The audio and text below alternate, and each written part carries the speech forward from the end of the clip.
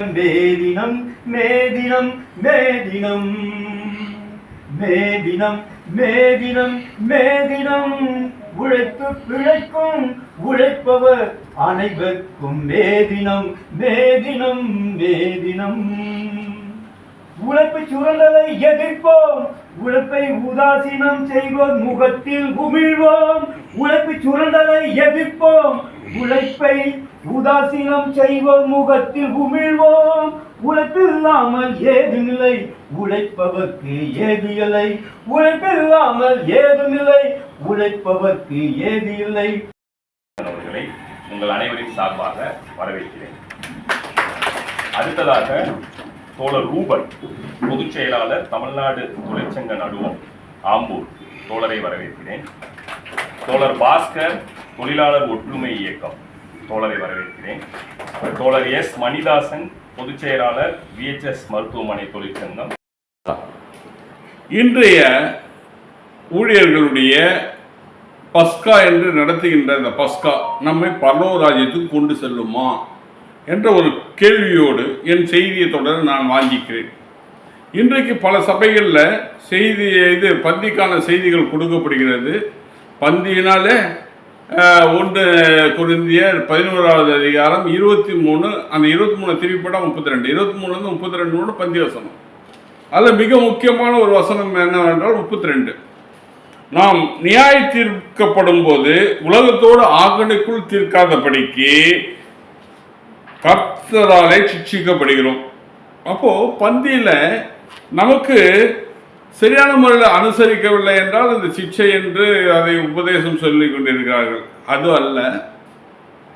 சிக்ஷை என்பது இந்த உலகத்தில் நம்முடைய பாவங்களை சரியான முறையில் கழுவி நாம் சரியான முறையில் நடக்காததனால் ஏற்படுகின்ற சிக்ஷைக்கான தண்டனை நாம் அனுபவிக்கக்கூடாது. எனவே நமக்குள்ள குற்றங்கள் குறைகளை எல்லாம் நாம் நிவர்த்தி செய்து சிக்ஷையை குறித்தான தெளிவை மக்களுக்கு உணர்த்தணும். இன்னைக்கு சிக்ஷையை சொல்வதற்கு பல சபைகளில் அச்சப்படுறாங்க. ஏன் அச்சப்படுறாங்கன்னா, அவங்களுக்கு வர காணிக்கைகளை எங்கடா வராமல் போயிடுமோ, ஆசீர்வாதம் ஆசீர்வாதம் ஆசீர்வாதம் ஆசீர்வாதம் தனியாக வருமா? வேதவசனம் என்ன சொல்றது? மத்திய 6:33 முதலாவது தேவனுடைய ராஜ்யம் நீதியை தேடி இவைகள்லாம் கூட கொடுக்கப்படும். அப்போ தேவனுடைய ராஜ்யத்தை தேடாத எப்படி அவங்களுக்கு ஆசீர்வாதம்? அப்போ சிக்ஷையை குறித்து சொல்லி அந்த தேவ ராஜ்யத்தை குறித்து சொன்னால் மட்டுமே அதுதான் உண்மையான செழிப்பின் உபதேசம். இன்றைக்கு சொல்றது செழிப்பின் உபதேசம் அல்ல, அது நரகத்துக்கு நம்மை கொண்டு செல்கின்ற பாபிலோனிய உபதேசம். பாபிலோனிய உபதேசம் என்றால் என்னன்னு ஒரு கொஸ்டினை உங்களுடைய புருவங்களை உயர்த்தி நீங்கள் பார்க்கிற பொழுது தெரிகிறது. அதாவது அவர்களும் தேவ வசனத்தை தான் பேசுவார்கள். ஆதாமோடு சாத்தான் பேசின ஆதியால தேவ வார்த்தையை தான் பேசினான். நீங்கள் தேவனை போல் மாறிடுவீங்கன்னு. அதில் பார்த்தீங்கன்னா தேவனை போல் மாறினதை நாம் பார்க்கிறோம். அப்போது தேவனை போல் மாறின சாயல தேவனு சொல்கிறாரு, அதே வார்த்தையை தான் அங்கே சாத்தான்னு சொல்கிறான். அதே மாதிரி தான் இன்றைக்கு பாபிலோன் உபதேசம் என்பது சாத்தான் எப்படி அந்த வேத வசனத்தை வைத்தே ஆதாமை கவுத்தானோ அதே போல் இன்றைக்கு நம்மை பரலோகத்துக்கு போகாமல் நரகத்துக்கு கொண்டு செல்கின்ற காரியத்தை தான் இன்றைக்கு பல சபைகளில் அதை சொல்லிக் கொண்டு இருக்கிறார்கள்.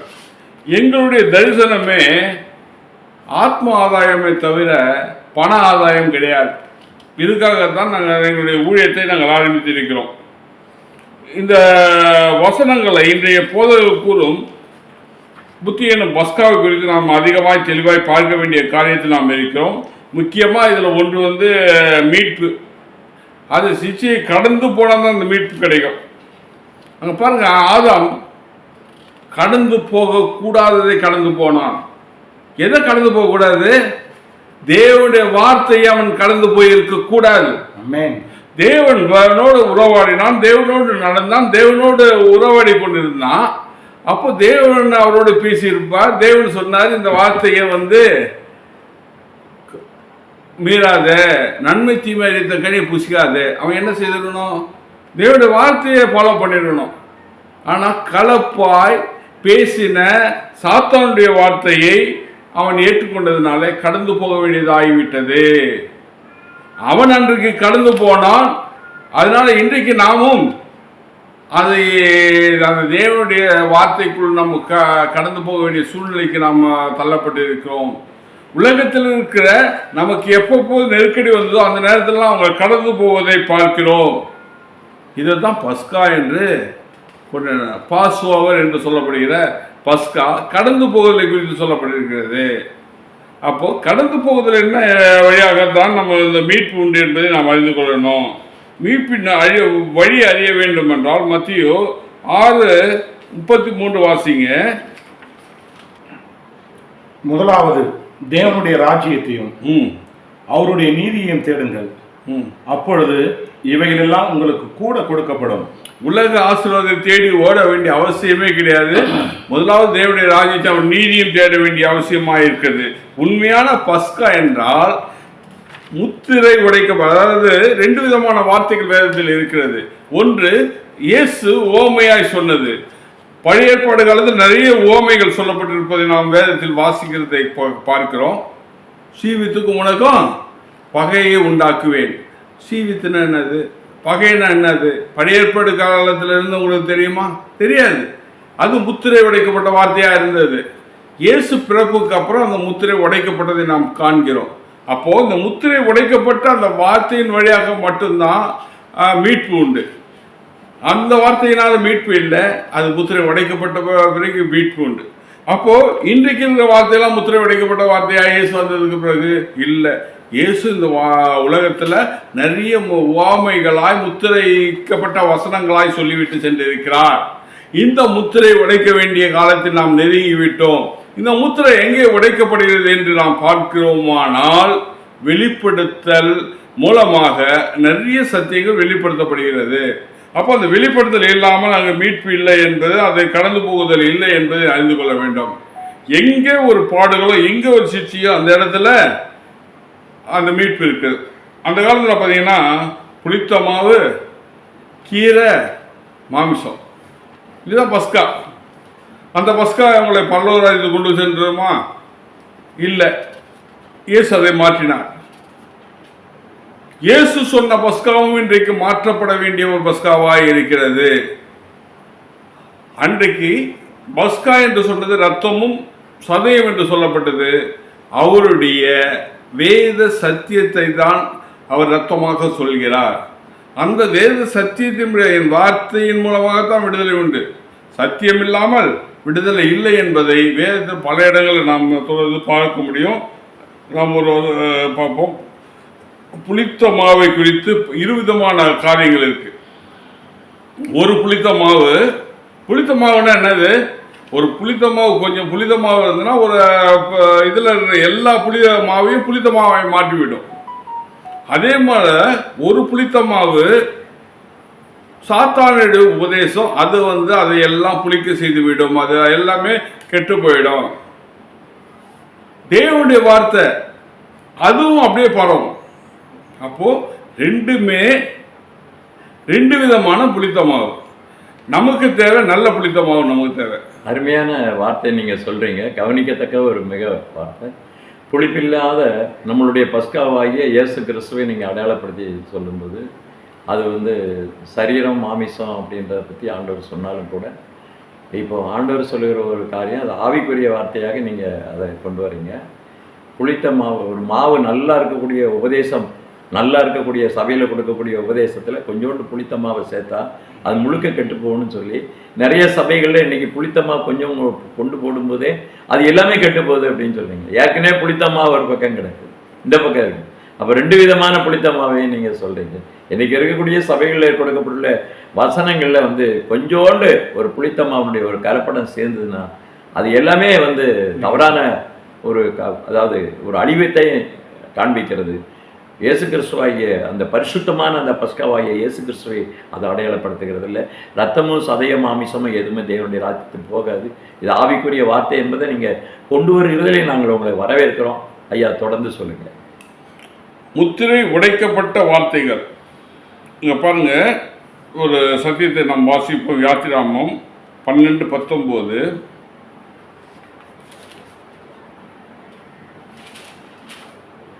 12:19 வசனத்தை வாசிப்போம். 7 நாளளவும் உங்கள் வீடுகளில் புளித்த மா காணப்படலாகாது. எவனாகிலும் புளிப்பட்டதை புசித்தான், அவன் பரதேசியானாலும் சுதேசியானாலும் அந்த ஆத்துமா இஸ்ரவேல் சபையில் இராமல் அறுப்புண்டு போவான். அந்த காலத்திலே அதை பற்றி சொல்லப்படுறது. அது தேவன் வந்து அது அந்த காலத்தில் இருக்கவங்களுக்கு அது புரியாது. அவர் ஏதோ வந்து இந்த மாவை குறித்து ஏதோ சொல்கிறாருன்னு நினச்சிருப்பாங்க. ஆனால் அதோடைய வெளிப்பாடு எப்போ நமக்கு தான் கிடைச்சிருக்கு. அப்போ அந்த வெளிப்பாடை நாம் பெற்றுக்கொண்ட நாம் அந்த புளித்த மாவை, அதாவது நம்முடைய நல்ல ஆவிக்குரிய சத்தியங்களை, துப்புரவு, உண்மை, அந்த அது தேவ வார்த்தையை கேட்டு அந்த தேவ வார்த்தைப்படி நம்மை மாற்றிக்கொள்கிற பொழுது தான் நம்ம பரலோகராஜ்யம். அதில் வந்து பாபிலோனிய உபதேசம் கலந்து போனால் அது எல்லாமே ஐயோ, என்னதான் சபைக்கு போனாலும் சரி, என்னதான் நீங்கள் இதுதான் எங்கள் பெரிய சபை, மீட்பின் சபை, அவங்க வந்து அழகாக பேனர் போட்டிருந்தாலும் சரி, பல இது இருந்தாலும் சரி, உங்களை அந்த இது பரலோகராஜ்யத்துக்கு கொண்டு போகாது. மணிதாசன் சொன்னாலும் அது பரலோகத்துக்கு கொண்டு போகாது. மணிதாசன் இன்றைக்கு அறிந்த வேத சத்தியத்தை எடுத்து, அந்த உடைக்கப்பட்ட வார்த்தைகளை எடுத்து, முத்திரை உடைக்கப்பட்ட வார்த்தைகளை எடுத்து, வெளிப்படுத்தல் 14:6 சொல்லப்பட்டது போல நித்திய சுவிசேஷம் முத்திரை உடைக்கப்பட்ட வார்த்தைகளை பெறுகிறவர்கள் தான் பரலோக ராஜ்யத்துக்கு செல்ல முடியும். ஏன்னா அதன் வழியாகத்தான் நாம் கடந்து போகுதல், பஸ்கா என்ற கடந்து போகுதலை குறித்து நாம் முழுமையாய் காண முடியும். பாருங்க, பொய்யான புளித்த மாவு என்று சமுத்திர தண்ணீர், பாபிலோனிய கலப்புள்ள தண்ணீர் பருகக்கூடாது. அதுவும் தண்ணீர் தான், இதுவும் தண்ணீர் தான். ஆனால் அந்த சமுத்திரம் தண்ணீர் என்று வேதத்தில் நாம் வாசிக்கிற இடங்கள்லாம் அது கலப்புள்ள தண்ணீரை குறித்து சொல்லப்பட்டிருக்கிறது. ஜீவ தண்ணீர் என்பது தேவனுடைய உண்மையான வார்த்தை. அதை கேட்கிற பொழுது நாம் அதை அழகாய் அறிந்து கொள்ள முடிகிறது. பாருங்களேன், நீங்கள் யாத்திராகமம் 12வது அதிகாரம் 23வது வசனத்தை பார்ப்போம். கர்த்தர் எகிப்தியரை அதம் பண்ணுகிறதற்கு கடந்து வருவார். நிலையில் மேல் சட்டத்திலும் வாசல்களில் நிலைக்கால்களிலும் இரண்டிலும் அந்த ரத்தத்தை காணும்போது கர்த்தர் சங்காரனை உங்கள் வீடுகளில் உங்கள் அதம் பண்ணுகிறதை வரவட்டாமல், சங்காரக்காரனை உங்கள் வீடுகளில் உங்களை அதம் பண்ணுவதற்கு வரவட்டாமல் வாசற்படியை விலகி கடந்து போவார்கள். அப்போ அந்த ரத்தத்தை பூசிட்டா அவன் கடந்து போயிடுவான்னு பழைய ஏற்பாடு காலத்தில் இருக்கு. ரத்தத்தை பூசினா கடந்து போக முடியுமா? இன்றைக்கு அந்த ரத்தத்தை நம்ம வாசல்களெல்லாம் பூசி கொண்டு இருக்கிறோமா? சேஞ்சஸ். அதில் வந்து தேவன் ஒரு மாற்றத்தை உண்டாக்கினார். அது அல்ல, அது உவமையாய் சொல்லப்பட்டது. வேறொரு நிஜம் இருக்கிறது, அந்த நிஜம் நானே என்று வந்தார். அதுவும் உடனே உங்களுக்கு புரியாது என்பதை இப்போ அவர் மனதில் கொண்டு தான் அதுக்கும் ஒரு உவமையை சொல்லி இன்றைக்கு மாமிசத்துக்கு ஒரு இது, அந்த ரத்தத்தை டைரெக்டாக இல்லாமல் திராட்சை ரசமாகவும் அப்பமாகவும் மாற்றி அதன் மூலமாக ஒரு விடுதலை குறித்து ஆரம்பிக்கிறார். ஆனால் அவர்தான் விடுதலை என்பதை, அவர்தான் தேவ வார்த்தை என்பதை, அவர்தான் அந்த தேவ வார்த்தையின் மாமிசம் என்பதை, அவர்தான் தேவ வார்த்தையின் ரத்தம் என்பதை நாம் அறிந்து அந்த வார்த்தையின் மூலமாக நாம் கடந்து செல்ல வேண்டும் என்பதை அது ஒரு ஓமையாய் சொன்னார். இன்னைக்கு அந்த ஓமையை தான் நாம் பற்றி கொண்டு இருக்கிறோம். சாவு, மரணம், இதில் கடந்து போகுதல். பழைய ஏற்பாடு காலத்தில் ஒரு மரணத்திலிருந்து கடந்து போவதை பார்த்தோம். புதிய ஏற்பாடு காலில் அதே சாவு மரணத்திலிருந்து கடந்து போவதற்கு அந்த இயேசுடைய பந்தி மிகவும் அவசியமாக இருக்குது என்று பார்த்தோம்.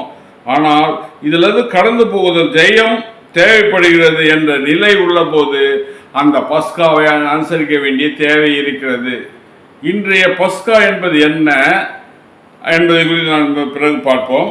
இங்கு முத்திரிக்கப்பட்ட வார்த்தையின் ரகசியத்தை நாம் பார்க்கிறோம். இங்கே இந்த காரியத்தை உங்களுக்குள் உங்கள் பிள்ளைகளுக்கும் நித்தியமாய் கை கொள்ள கடவீர்கள் என்று அதில் 24வது வசனம் அடுத்த வசனம் சொல்லப்படுகிறது. யாத்திராகமம் 12:24 சொல்லுது. சரிங்களா? இந்த காரியத்தை உங்களுக்கும் உங்கள் பிள்ளைகளுக்கும் நித்திய நியமமாக கை கொள்ள கடவீர்கள். அப்போ நித்திய நியமமா கைக்கொள்ள கடவீர்கள் என்று அங்கே சொல்லப்பட்டிருந்ததுன்னா நீங்க என்ன செய்யணும்? இன்னும் ரத்தத்தை தான் பூசின்னு இருக்கணும்.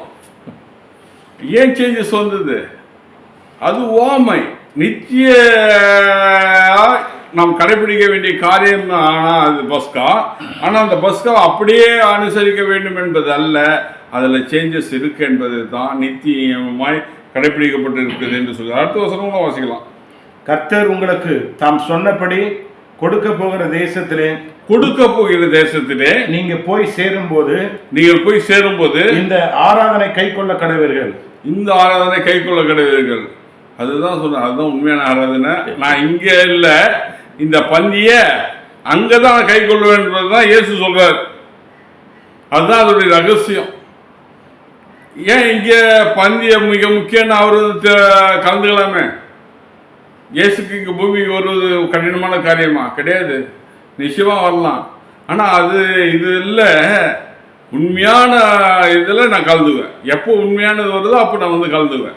இதுதான் அதனுடைய மறைப்பொருளாய் காணப்படுகிறது. இது நித்தியமாய் இருக்கும் என்று பார்க்க. ஆனால் இந்த பஸ்கா தொடர்ந்து வந்ததா என்றால் வரல. நாம் எத்தனை பேர் ஆட்டுக்குட்டியார் ரசத்தை வாசலில் பூசுறோம் என்பதை நாம் கவனிக்க வேண்டிய ஒரு காரியமாக இருக்கிறது. நான் பூசப்படவில்லை இது என்றால், அந்த ரத்தம் பூசப்படவில்லை என்றால் நாம் அனைவரும் அதை கடந்து பல்லவராஜ்யத்துக்கு போக மாட்டோமா? அப்போ அதை கடந்து போன ஒரு நிலை வந்தால் தான் பல்லவராஜ்யத்துக்கு போவோம். அதே போல் ஒரு சின்ன ஒரு கேள்வி வருகிறது. ஐயா சொல்லுங்க. நீங்கள் சொன்ன ஒரு பெரிய ஒரு ரகசியத்தை சொல்லிட்டு வரீங்க. திருச்சபைகள், அநேக சபைகளில் அதாவது பூசுதல் என்கிற ஒரு பண்டிகை வச்சுருக்கிறாங்க. இந்த பஸ்கா பண்டிகையில் பலி செலுத்தப்படுத்தப்பட்ட பாவ நிவாரண, குற்ற நிவாரண பலி செலுத்தப்பட்ட அதை எரித்து அந்த சாம்பலை வந்து என்ன பூசிக்கிட்டாங்க, அதில் புரண்டுக்கிட்டாங்க, அதிலிருந்து உபவாசித்தார்கள் என்கிற ஒரு காரியம் இருக்குது. அதை இன்றைக்கி தொடர்ந்து அதாவது விபூதி பூசுதல், அதாவது இந்த காரியத்தை வந்து உலகத்திலேயே மற்ற மதத்தில் இல்லை, இவங்க தான் இந்த பூசுதல் என்கிற ஒரு பண்டிகை கொண்டு வந்திருக்கிறாங்க. இதன் மூலமாக நாங்கள் பரிசுத்தமாக. அப்போ பழைய ஆச்சாரங்களை இன்னைக்கு என்ன பண்ணுறாங்க? நூதனமாக நீங்கள் சொன்ன மாதிரி பாபிலோனுடைய உபதேசத்தை என்ன செய்கிறாங்க? இப்போ கொண்டு வந்துட்டுருக்குறாங்க. பரிசேயரும் வேதபாரரும் என்ன வச்சாங்க? வேத புத்தகத்தை வச்சு தான் பேசுனாங்க. ஆனால் இயேசுடைய அந்த தெளிவு அவங்களுக்கு கிடையாது. இயேசு கிட்ட போய் கேட்குறாங்க, பரலோராஜ்யம் எங்கே? இயேசு சொல்றார், உங்க மத்தியில தான் இருக்குது, உங்களுக்குள்ள தான் இருக்குது. என்ன அவங்க எங்க உங்களுக்குள்ள இருக்கு? அப்போ இங்கே வந்து தேவனுடைய அந்த வார்த்தையை, உண்மையான அந்த உடைக்கப்பட்ட வார்த்தையை அனுசரிக்கிறவங்க தான் பரலோகம். பரலோகங்களே வாருங்கள். அப்போ பரலோகங்களே வாருங்கள் என்றா பரலோகத்தை கூப்பிடுறாரா, மனுஷனை கூப்பிடுறாரா? மனிதன் மத்தியிலேயே பரலோகம் இருக்கிறது, தேவ ராஜ்யம் இருக்கிறது. அங்க 12 சீசனும் இயேசும் அங்க பரலோகமாய் காட்சியளித்தார்கள். இவர்களை அவர்களுடைய முத்திரிக்கப்பட்ட வார்த்தைகளால் அதை தெரிந்து கொள்ள முடியவில்லை. அப்ப தேவனுடைய வார்த்தை வந்து எல்லா மனுஷரையும் பிரகாசிக்க பண்ணுகிற ஒளி அவர்தான் ஒளி. அப்போ ஒரு மனுஷனை, எந்த மனுஷனையும் பிரகாசிக்கப்பட வேண்டுமானால் அந்த பிரகாசமான வர வேண்டும்னா அவருடைய வார்த்தையாகிய ஒளி. அதுலயும் கொஞ்சம் சேஞ்சஸ் பண்ண நல்லா இருக்கும். அதான் சொல்றாரு, ஆதியிலே வார்த்தை இருந்த அந்த வார்த்தை தேவனுக்கு, அந்த வார்த்தை தேவனா இருந்தது. அப்போ அந்த வார்த்தை மனுஷனுக்கு ஒளியா இருந்தது. நீங்க சொல்றீங்க அந்த பிரகாசம், அந்த மகிமையின் பிரகாசமே, பிரசன்னமே எந்த மனுஷனுக்குள்ளே ஆண்டவர் உருவாக்குறதா என்கிறதா அருமையா சொல்றீங்க. உங்களுக்குள்ளே இருக்கிறத அதுலயே ஒரு சின்ன சேஞ்சஸ். தேவனுடைய வார்த்தை என்று நீங்க சொல்றது எல்லாமே சரியான ஒன்று, அதை நான் மறுக்க முடியாது. ஆனால் அந்த எந்த வார்த்தை, முத்திரிக்கப்பட்ட வார்த்தையா, முத்திரை உடைக்கப்பட்ட வார்த்தையா? முத்திரை உடைக்கப்பட்ட வார்த்தை. அந்த முத்திரை உடைக்கப்பட்ட வார்த்தை மட்டுமே ஒளி. முத்திரைக்கப்பட்ட ஒரு டார்க்னஸ்ல இருந்து நம்ம வெளிச்சத்துக்கு வந்துட்டோம். டார்க்ல இருந்து அறியாமையில இருக்கிறோம். வெளிச்சத்துக்கு வந்தா எல்லாம் மறைபொருள் வெளியாக்கப்பட்டது. மறைபொருள் வெளியாக்கப்பட்டது. மூடி வைக்கப்பட்ட ஒன்றும் வெளிச்சத்தை தராது, மூடி வைக்கப்பட்ட எதுவும். அப்போ அந்த மூடி வைக்கப்பட்டதை திறக்கணும், அப்போதான் வெளிச்சம். அதே மாதிரி ஓமையை திறந்தால் மட்டுமே வெளிச்சம். அந்த வெளிச்சத்தை பெற்றுக்கொள்கிறவர்கள் தான் பரலோக ராஜ்யத்துக்கு வருவார்கள். இதுதான் வசனங்கள் தெளிவாக சொல்லுது. கொடுக்கப்பட போகிற தேசத்தை நீங்கள் போய் சேரும் வரை, கானானுக்குள்ள போனதை பற்றி சொல்லலை, நீங்கள் பரலோக ராஜ்யத்துக்கு போய் சேரும் வரை கடந்து போகுதல் தொடர்ந்து வருகிறது. பஸ்கா என்றால் பாஸ் ஓவர், அது கடந்து போகுதல் தொடர்ந்து வருகிறது. தேவராஜ்யம் கொடுக்கப்பட போகிற தேசம். இதுலேயும் தேவராஜ்யம்னாலே என்ன செய்கிறாங்க நிறைய பேர், நான் தேவராஜ்யத்துக்கு போவேன்னு. ஆனால் பைபிள் என்ன சொல்லுது, பரலோக ராஜ்யம் இறங்கி வர கண்டு போகணும்னு சொல்ல, இறங்கி வருது, அதே இறங்கி வருது. அப்போது இதில் வந்து சத்தியங்கள், ஆழமான சத்தியங்கள் நாம் அறிந்து கொள்ள வேண்டிய காரியங்கள் இருக்குது. பழைய ஏற்பாடு காலத்து பஸ்கா 1500 ஆண்டுகளுக்கு மேலாக அது அனுசரிக்கப்பட்டது. எந்த சேஞ்சஸும் வரல, எந்த மாற்றத்தையும் மக்கள் மத்தியில் காணப்படலை. ஏன் அதை நிறுத்தினார்கள்? தேவராஜ்யம் வந்து விட்டதா? இல்லை. எனவே முத்திரை உடைக்கப்பட்ட பஸ்கா வேறு மாற்றத்தில் வந்துள்ளது. இயேசு என்ற ரூபத்தில் வந்துள்ளது. இயேசு பந்தி என்ற ரூபத்தில் வந்து இருக்கிறது. அதனால் அது நிறுத்தப்பட்டது.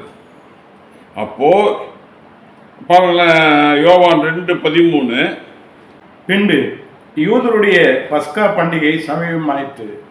யூதருடைய பஸ்கா பண்டிகை சமீபமாயிற்று. அப்பொழுது இயேசு எருசலேமுக்கு போய், பாருங்க அழகாக சொல்லப்படுது, அந்த பஸ்கா பண்டிகை நாளில் தான் கடந்து வர்றார். அது மிக முக்கியமான ஒரு பண்டிகையாக காணப்படுகிறது.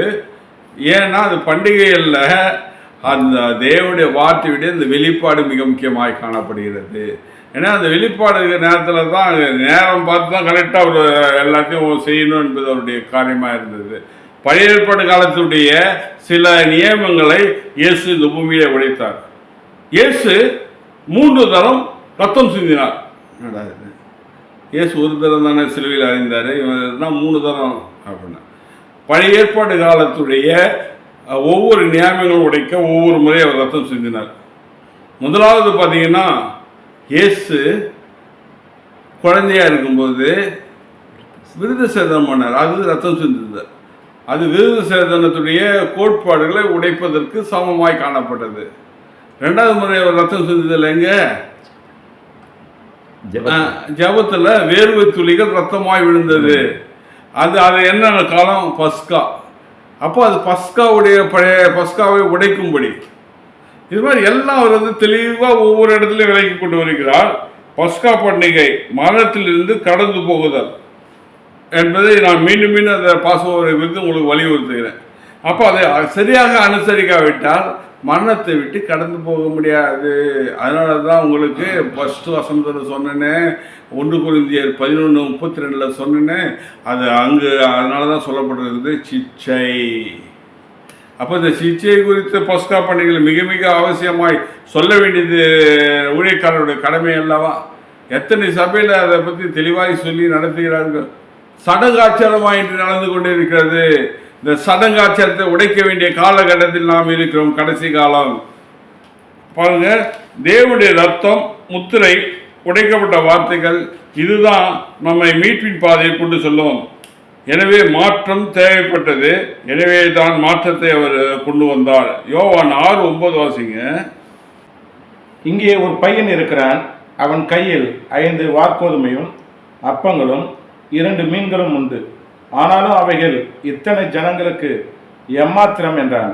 பாருங்க, இதுவும் ஒரு பந்தி தான். அங்கே உட்காந்து சாப்பிட்றாங்கலாம் செய்கிறாங்க. இது மாற்றத்தை கொண்டு வருமா? கொண்டு வர. இதுக்காக பிக்கப்பட வேண்டிய ஒரு சரீரம் இருக்கிறது என்பதை நினைவு கூறும்படி அதை அங்கு செய்கிறார். ஆமீன். இன்றைக்கு என்ன செய்யணும்? உண்மையான சரீரத்தை நம்ம பித்து கொண்டு இருக்கோம். எனவே இதற்கு பின்பாக தேவனுடைய வார்த்தையின் இது பாருங்க, பஸ்காவுக்கு அவர் சொல்லும்போது சொல்றாரு, நினைவு கூறுதல், நினைவு கூறுதல், நினைவு கூறுதல், நினைவு கூறுதல். எது நினைவு கூறுது? தேவனுடைய வார்த்தை மட்டுமே நமக்கு விடுதலை தரணும். அந்த வார்த்தையை நினைவு கூறுது. அதில் வந்து பயபக்தியோடு அதை படிக்கணும். ஏசாயா 33:6 சொல்லுது. என்ன சொல்லுது பாருங்க? பூர்ண ரட்சிப்பு. எல்லாம் ரட்சிக்கப்பட்டீங்களா? நாங்கள் எல்லாம் ரட்சிக்கப்பட்டோம். ஆனால் நான் சொல்கிறேன், நாங்கள் இன்னும் ரட்சிக்கப்படல. ஏன்னா என் வேதம் சொல்லுது, முடிவு பண்ண நிலையில் இருப்பேன்னு ரட்சிக்கப்படும். அந்த முளைப்பு முடிவு பறிந்த நிலையில் இருக்கிற ரட்சிப்பு என்ன பாருங்க, 33:6 பூர்ண ரட்சிப்பும் ஞானமும் அறிவும் உன் காலங்களுடைய உறுதியாயிருக்கும். காலங்களோட உறுதியா இருக்கு. கர்த்தருக்கு பயப்படுதலே அதில் பொக்கிஷம். பாருங்க, ஆதியாகமம் 3:22 சொன்னாரு இவர் நம்மில் ஒரு ஆனார்கள்னு. அதோடைய இதுக்கு தொடர்பு இருக்கு. அறிவு என்பது என்ன? நன்மை தீமை என்று ரெண்டும் கலந்துருக்கு. பாபிலோன் உபதேசமாக இருக்கு. நம்ம அதை நன்மையை மட்டும் பிரித்து எடுக்க வேண்டிய ஒரு சூழ்நிலை இருக்கு. அது நன்மையை மட்டும் பிரித்து எடுக்கிறவர் மட்டுமே கடந்து போகுதலின் பரிபூர்ணத்துக்குள் கடந்து செல்வார்கள். அது சாதாரணமாக கிடைக்காது. அதில் சொல்லப்படுறது அது பயப்படுதல் ஆரம்பம் என்று சொல்லப்படுகிறது. ஏசி 53:6 சொல்லுங்க. இயேசு கிறிஸ்து பூமியில இருந்தபோது அவர் ஆசாரியர்கள், பரிசேயர்கள், வேதபாரர்கள் எல்லாரும் அவங்கள அதிகமா அவர் கண்டித்ததற்கான காரணமே பாபிலோனுடைய வாழ்க்கையை அவர்கள் பின்தொடர்ந்தார்கள். பாபிலோனுடைய பலிகளை அவர்கள் செலுத்தி வந்தார்கள். அவருக்கு மரியாதை செலுத்தாம அர்த்தமில்லாத ராபோஜனத்தை அவர்கள் செய்தார்கள். தவறான உபதேசங்களை கூறி வந்தார்கள். ஆசாரியர்களுக்கு அவர் தேவன் எச்சரிக்கையாக்கி கொடுக்கிறார். மற்ற மக்களை முட்டாளாக்காதீர்கள் என்கிறதையும் அவர் உணர்த்தி வருகிறார். அப்போ இந்த மாதிரியான ஒரு உணர்வு தெளிவு மக்களுக்கு யார் கொடுக்கிறது, யார் கொண்டு செல்லுகிறது? அப்படிப்பட்ட ஊழியத்தை இன்னைக்கு எந்த சபை, எந்த ஊழியக்காரங்க செய்யறாங்க? ஐயா, நீங்க கரெக்டா சொல்றீங்க. நீங்கள் சொன்ன வசனங்கள் எல்லாம் கரெக்டு. அதுதான் உண்மையான உபதேசம். அதை சொல்ல வேண்டிய காலகட்டத்தில் தான் நம்ம இருக்கிறோம். எனவே நீங்கள் சொன்னது நல்லது. உங்களுடைய வார்த்தையை நான் வரவேற்கிறேன். அதே நேரத்தில் இன்றைக்கு அந்த பாபிலோனிய உபதேசம் என்று நான் அங்கங்கே கூடிட்டு மட்டும் காமிச்சேன். ஆனால் அதோடைய பூர்ணமாக பேசணும்னா அது தனி சப்ஜெக்டாக எடுத்து பேசணும் என்பதற்காக அதை சொல்லலை. இதனால் இது முக்கியமானது என்பதனால ஆவியானவர் உங்கள் மூலமாக அதை வெளிப்படுத்தினதுக்காக கர்த்தருக்கு நன்றி சொல்லுகிறேன். அப்போ அந்த நன்மை தீமை அறியத்தக்க கனி புசிக்கூடாது என்பது தேவனுடைய வார்த்தை. ஆனால் அவன் புசித்தான். அதுலேயே என்ன செய்தான்? தீமையை தேர்ந்தெடுத்து தான் புசிச்சான். நன்மையான தேவனுடைய வார்த்தையை அவன் இது பண்ணல. நன்மையை அவன் பற்றி கொள்ளவில்லை. அப்போ கர்த்தருடைய வார்த்தை அங்கு ஆதாம் கடந்து போகாமல் இருந்திருந்தால் இவ்வளோ பிரச்சனை கிடையாது. அப்போ அது கடந்து போன அந்த வார்த்தை என்ன வார்த்தையை கடந்து போனான்? பாபிலோனிய உபதேசத்தை ஏற்றுக்கொண்டான். கடந்து போக வேண்டிய காரியம் இல்லை. அது நன்மையை பற்றி கொள்ள வேண்டிய காரியம், தேவனோடு நடக்க வேண்டிய காரியம், தேவனுடைய வார்த்தையை கேட்க வேண்டிய காரியம். இன்றைக்கும் பல சபைகள் பாபிலோனிய உபதேசத்தை தான் கடந்து போயிருக்கே தவிர கலப்பு வார்த்தைகள் தான் பேசப்படுகிறதே தவிர இன்றைக்கு உண்மையான சத்தியங்கள் பேசப்படவில்லை. அதனால தான் வேதம் சொல்கிறது, போதகர்களுக்கு ஐயோ என்று வேதம் சொல்கிறது. அப்போது நாம் அந்த கலப்பு இல்லாமல் தேவனுடைய வார்த்தையாய் அதனுடைய வெளிப்பாடை பெற்றுக்கொண்டு பேச வேண்டும். நான் எல்லாம் தெரிஞ்சவன். எனக்கு யார் போதிக்க வேண்டியதில்லை என்று பல போதகர்கள் இன்றைக்கு சொல்லிக் கொண்டிருக்கிறார்கள். என்னை பார்த்து நிறைய பேர் சொல்கிறாங்க, ஐயா உங்களுக்கு நிறைய விஷயம் தெரியுது, அது தெரியுது, இது தெரியுதுன்னு. ஆனால் உண்மை என்னன்னா, நானும் இன்றைக்கும் போய் கற்றுக்கொண்டு தான் வரேன். கற்றுக்கொள்ள கேட்காமல் யாராலும் எதுவும் தெரிந்து கொள்ள முடியாது. இந்த உலகத்தில் நான் மிகப்பெரிய அறிவாளி. எனக்கு தெரிஞ்ச விஷயத்தில் நான் மிகப்பெரிய அறிவாளி, தெரியாத விஷயத்தில் நான் முட்டாள் என்பதை ஒவ்வொரு மனிதனும் ஏற்றுக்கொள்ள வேண்டும். அதை அறிந்து கொள்ள முயற்சி செய்ய வேண்டும். அந்த எண்ணம் வந்துச்சுனாலே அறிந்து கொள்ள வேண்டிய என்ற வார்த்தைகளை, தேவ வார்த்தையில் உள்ள மறைபொருளை கற்றுக்கொள்ள அவர்கள் தன்னை அர்ப்பணிப்பார்கள். வாசிப்போம். ஆதியாகமம் 3:5. ஆதியாகமம் 3ஆம் அதிகாரம் 5வது வசனம். நீங்கள் இதை புசிக்கும் நாளிலே உங்கள் கண்கள் திறக்கப்படும் என்றும் நீங்கள் நன்மை தீமை அறிந்து தேவர்களைப் போல் இருப்பீர்கள் என்றும் தேவன் அறிவார் என்றது. இதுதான் பாபிலோன் உபதேசம். இது உண்மையா பொய்யா? பாபிலோன் உபதேசம் தேவனுடைய வார்த்தைக்கு கீழ்ப்படிய வேண்டும். ஆனால் அவன் என்ன செய்ய, சாத்தானுடைய வார்த்தைக்கு கீழ்ப்படிதான். அதில் கலப்பு இருக்குது. இதில் பார்த்தீங்கன்னா தேவனுடைய வார்த்தையை பார்ப்போம். 3:22 பாருங்க. ஆதியாகமம் 3ஆம் அதிகாரம் 22வது வசனத்தை வாசிக்கிறோம். பின்பு தேவனாய் கர்த்தர் இதோ மனுஷன் நன்மை தீமை அறியத்தக்கவனாய் நம்மில் ஒருவரை போல் ஆனான். இப்பொழுதும் அவன் தன் கையை நீட்டி ஜீவ விருட்சத்தின் கனியை பறித்து புசித்து என்றைக்கும் உயிரோடு இராதபடிக்கு செய்ய வேண்டும் என்று. பாருங்க, அங்க நல்லா கவனிங்க. சாத்தான் நாங்க பேசுனது என்னது? இதே வார்த்தை தான், தேவனுடைய வார்த்தை தான். ஆனா அதுல இவனுடைய கற்பனை, நன்மை தீமை அறியத்தக்க கனியை புசிக்கூடாது என்பது தான் சத்தியமாய் காணப்படுகிறது. அதுதான் முத்திரை உடைக்கப்பட்ட வார்த்தையுடைய, அந்த இடத்துல முத்திரை உடைக்கப்பட்ட வார்த்தையுடைய தெளிவாக காணப்படுகிறது. ஆனா அதையும் அவன் முத்திரை போட்டுனா சொல்றான், பாபிலோன் உபதேசம்மா, இது சாப்பிட்டா தேவரை போல் மாறுவீங்க. இது வேத வசனம் தான். வேத வசனத்தோடு கலந்து தான் இன்றைக்கு போதவர்கள், இன்றைக்கு அனைத்து நிறைய விசுவாசிகளை சபையில் நரகத்தை நோக்கி கடந்து செல்ல சாத்தானுக்கு துணை செய்து கொண்டிருக்கிறார்கள். இதை பார்க்கிற போது எனக்கு மிக மனவேதனையாக இருக்கிறது. நீங்க ஏதோ கேள்வி கேட்கிற மாதிரி சொல்லுங்க. மனிதர்களுக்கு நாக்கெல்லாம் ஒன்று தான் இருக்குது, சர்ப்பத்துக்கு 2 நாக்கு இருக்குது. அதை பற்றி என்ன சொல்றீங்க? அதுதான் சர்ப்பத்துடைய நாக்கு தான். அது வந்து எப்பயுமே இப்போ இன்றைக்கு உலகத்தில் நீங்கள் பார்த்தீங்கன்னா நிறைய தெரியும். நன்மை செய்கிறேன் உங்களுக்கு அதை செய்கிறேன் இதை செய்கிறேன் என்று சொல்கிற பல அரசியல்வாதிகளை கூட பார்க்கலாம். இவங்க தான் சாத்தான், வேற யாரும் சாத்தான் இல்லை. 2 பேச்சு பேசுகிறவங்க, பொய் பேசுகிறவங்க. அப்போ பொய்யும் அதில் கொஞ்சம் உண்மை இருக்கும். அவங்க செய்தால் நன்மை நல்லா இருப்பீங்க, அது அவனுக்கு தெரியுது. அவங்க தான் சாத்தானுடைய வித்துக்கள், சாத்தானுடைய கள்ளப்போதகர்கள், அவங்க தான் கள்ளத்திற்கு கள்ளப்போசர்கள். இவங்களை எப்படி இந்த ஜனம் புரிந்து கொள்ள முடியும்? ஐயா, இந்த காலத்தில் வேத சத்தியங்களை அறிந்து கொள்ள முடியாத மக்கள் நிறைய பேர் நிலையில் நீங்கள் நடுவில் ஒரு கொஸ்டின் கேட்குறீங்க. ஆனால் கேட்குற எல்லா கொஸ்டினும் பார்த்தீங்கன்னா ஆழமான சத்தியத்திலிருந்து நீங்கள் கேள்வி கேட்குறீங்க. விதை என்று சொன்னீர்கள். விதை வந்து தேவன் விதைக்கிறார், கோதுமையான விதைகளையும் தேவன் விதைக்கிறார். இது கலையை கொண்டு வந்து சாத்தான் விதைக்கிறான். 2 ஒன்றா தான் விதையுது. ஆனால் இதிலிருந்து கோதுமை மட்டும் அறுவடை செய்ய வேண்டிய காரியம் நம்முடையது. அப்போ வேத சத்தியம் இப்படி சொல்லுகிறது, பரலோகங்களே வாருங்கள் என்று சொல்லுகிறது. நீங்கள் என்ன பரலோகத்துக்கு போகணுன்ற வந்து இந்த பூமியில் உங்களுக்கு பரலோகம் இறங்கி வரணும்னு பைபிளில் இருக்குது. நீங்கள் ஏன் மாற்றி சொல்கிறீங்க? இது போன்று வேத சத்தியங்களை ஆழமாய் படிக்க வேண்டும். அல்லது வேத சத்தியங்களை இது சத்தியமாய் நாங்கள் நீதி உள்ளவர்களாய் சத்தியம் உள்ளவர்களாய் உங்களுக்கு அந்த உடைக்கப்பட்ட வார்த்தைகளை உங்களோடு பேசுகிறோம், நித்திய சுவிசேஷங்களோடு பேசுகிறோம் என்று என்னை போல் பேசுகிறவர்கள் இடத்துல வந்து உட்கார்ந்துட்டு இவங்க என்கிட்டயே ஏதோ போயிருக்கான்னு நீங்கள் ஆராய்ச்சி செய்யணும்.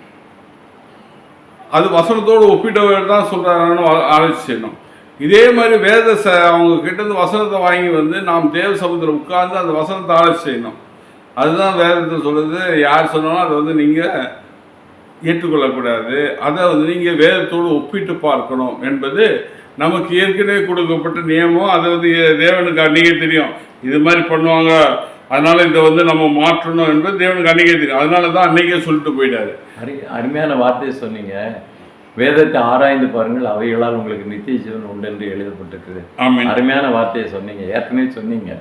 அப்போ அதை ஆராய்ந்து பார்க்கல அப்படின்னா யார் எப்படிப்பட்டவங்கன்னு சோதனை பண்ணாமல் தங்கத்தையும் பார்க்க முடியாது, ஒரு பொருளையும் நம்ம கண்டுபிடிக்க முடியாது. அதை விட மேலான தேவனுடைய வார்த்தையை எந்த அளவிற்கு நாம் சோதித்து அறிய வேண்டியிருக்க காரியம். நல்ல அழகான ஒரு வார்த்தைகள் சொல்கிறீங்க, தொடர்ந்து சொல்லுங்கள், அந்த காரியங்களை புரிந்து கொள்ளட்டும். அப்போது இந்த ஆதியாகமம் 3:22 சொன்னது போல அந்த ஜீவ விருட்சத்தின் கனி புசிக்க அவனுக்கு கிடைத்தது.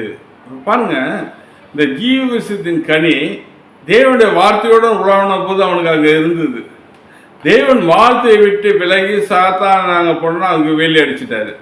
இப்போ நீங்கள் ஜெயம் கொண்ட பிறகு உங்களுக்கு அந்த ஜீவ விருட்சத்தின் கனியை புசிக்கிறதுக்கு நீங்கள் கடந்து போகிறீங்க. எங்கே இது வெளிப்படுத்தல் 2:7 ஜெயம் கொள்ளுவர்களுக்கு அந்த ஜீவ விருட்சத்தின் கனி புசிக்க கொடுப்பேன். அப்போ மரணம் இல்லாத வாழ்வு வேண்டும் என்பதுதான் ஒவ்வொரு கிறிஸ்துவனுடைய வாழ்க்கையுடைய அடிப்படை. அப்போ அதை நோக்கி நாம் கடந்து சென்று இருக்கிறோமா? அதை நோக்கி தான் போகிறோமா? இவர்கள் சொல்கிற வார்த்தைகள் நம்மை கடந்து போக துணை புரிகிறதா, இல்லது இந்த உலகத்தில் பாவத்துக்கு நம்ம விடை செய்கிறதா என்பதை நாம் ஒவ்வொருவரும் அறிந்து கொள்ள வேண்டிய காரியமாக இருக்கிறது. அப்போ ஜீவ தண்ணீர் என்ற வார்த்தை முத்திரை உடைக்கப்பட்ட வார்த்தை. இங்கு கனியை புசிக்க கூடாது என்று சொன்ன கனியை எப்படி புசித்தானோ அதே போல சில வார்த்தைகளை நாம் மீறி விடக்கூடாது. அதில் மிகுந்த பயபக்தியோடு இருக்க வேண்டும். இங்கு கடைபிடிக்க வேண்டிய ஜீவ விருட்சத்தின் கனி தேவனை போல் சாவாமையுள்ளவர்களாய் நாம் வாழ வேண்டும். இதை நோக்கி நாம் கடந்து செல்ல வேண்டும். பஸ்கா என்பது, மீண்டும் சொல்கிறேன், கடந்து போகுதல். எதை நோக்கி கடந்து செல்ல வேண்டும்?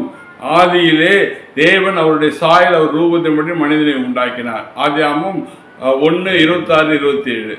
நன்மை தீமையை கனியை புசிக்கிற நாளில் அவன் மரணத்தை ஏற்றுக்கொண்டாலும் மரணம் அவனுக்கு வரலாங்க.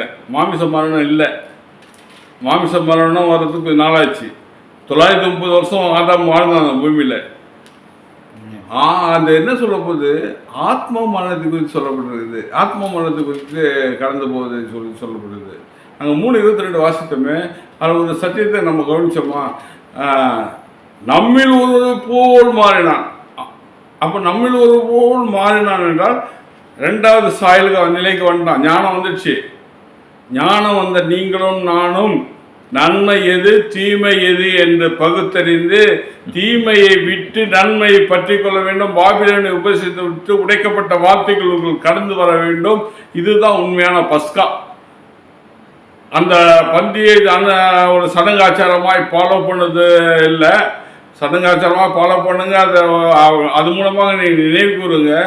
ஆனாலும் அந்த நன்மையை பற்றி கொள்ள வேண்டும்.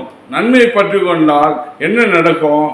நன்மையை பற்றி கொண்டால் நீங்கள் எதை சாவாமைக்கு எப்படி கடந்து போவீங்க, சாவாமை என்றால் என்ன என்பதை குறித்து நான் உங்களிடம் சொல்ல வாஞ்சிக்கிறேன். ஏன்னா ஆதியாகமம் 1:23 தேவ சாயல் தான், அது குழந்தையின் சாயல். ஆதியாகமம் 3:22 கிடைத்த சாயலும் தேவனுடைய சாயல் தான், அது குழந்தை கொஞ்சம் ஞானமுள்ள குழந்தை ஆயிடுச்சு. 3வது சாயல் சாவாமுள்ள சாயல். ஏன் சாவாமுள்ள சாயல்? தேவனுடைய சாயல் எப்படி இருக்குதுன்னு 1 தீமோத்தேயு 6:16 வாசிங்க. ஒருவராய் சாவாமை உள்ளவரும் சேரக்கூடாத ஒளியில் வாசம் பண்ணுகிறவரும். சேரக்கூடாத ஒளியில் வாசம், அதாவது முழுமையான தெளிவு பெற்றவர், முழுமையான வசனத்துடைய ஆழங்களை எல்லாத்தையும் அறிந்தவர். மனுஷரில் ஒருவரும் கண்டிராதவரும் காணக்கூடாதவருமாய் இருக்கிற அவருக்கே கனமும் நித்திய வல்லமையும் உண்டாயிருப்பதாக. பாருங்க, அவர் எப்படி சாவாமை உள்ளவராக இருக்கார். அவர் அந்த வேத சத்தியத்துடைய ஆழங்களை எல்லாவற்றையும் அவருக்கு தெரியாது, ஒன்றும் கிடையாது. அவரை கூட ஒருவரை நீங்கள் காண முடியாது. அவருடைய தெளிவை இன்னைக்கு யாரும் அதை பெற்றுக்கொள்ள முடியாது. நீங்களும் நானும் முழுமையான சாயலை இந்த பூமியில் பெற முடியாது. ஆமாம், முழுமையாக இந்த பூமியில் பெற முடியாது. அவரை காணக்கூடாதவர். ஏன்னா இன்னைக்கு அவருடைய சாயல் வேற, நம்முடைய சாயல் வேற. அப்படிப்பட்ட ஒரு தேவன், அப்படிப்பட்ட தேவனுடைய வல்லமை உள்ள அந்த சாயலில் உங்களுக்கு எனக்கும் தேவன் தருவேன் என்கிறார். எங்கே தரேன்னு சொல்கிறாரு? வாசிப்போமே. 1 கொரிந்தியர் 15வது அதிகாரம் 51, 52, 53, 54, 55 வசனங்கள். அதில் 53 தெளிவாக வாசிங்க பார்ப்போம். அழிவுள்ளதாகிய இது அழியாமையும் சாவுக்கேதுவாகிய இது சாவாமையும் இது சாவாமையும் தரித்துக் கொள்ள வேண்டும். அழிவுள்ளதாகிய இது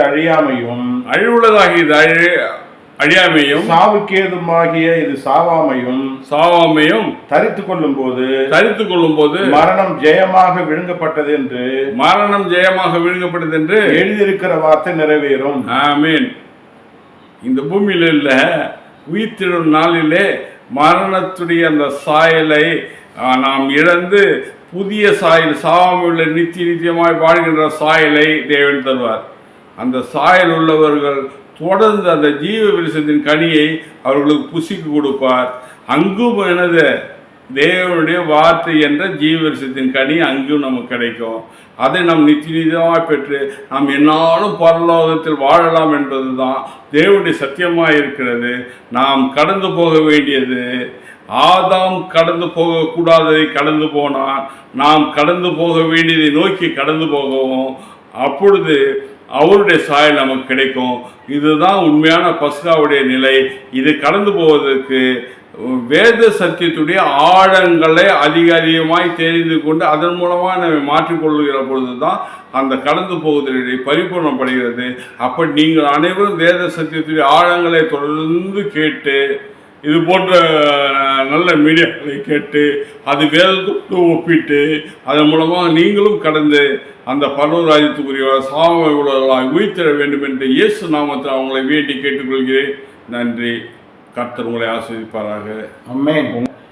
ஜீவ கனிக்கும் ஆண்டவராக இயேசு கிறிஸ்து யோவான் 6:48 59 வரைக்கும் சொல்லுகிறார்.